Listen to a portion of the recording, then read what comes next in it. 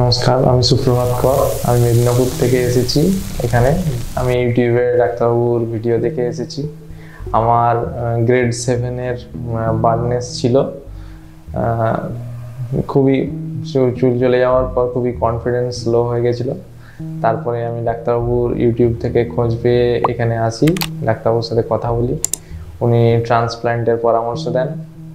তারপরে আমার ট্রান্সপ্ল্যান্ট হয় 2 বছর আগে, এবং এখন অবস্থা অনেকটাই ভালো এবং কনফিডেন্স অনেকটাই পেয়েছি।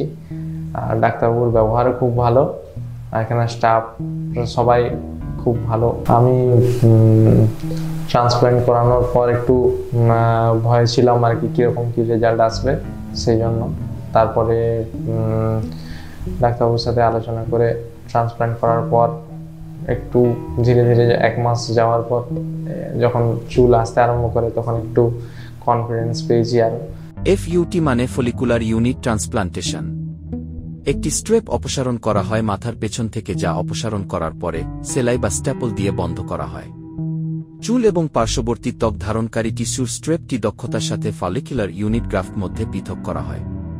তারপর আবার মাথার ত্বকের টাক পড়া জায়গায় প্রতিস্থাপন করা হয়। ডাক্তারবাবু মেডিসিন রিকমেন্ডেশন করেছিলেন, মেডিসিনগুলো টাইম মতো নিতে হয়। তারপরে আপাতত 1 বছর 6 মাস পেরোনোর পর অনেকটাই রেজাল্ট বুঝতে পারি।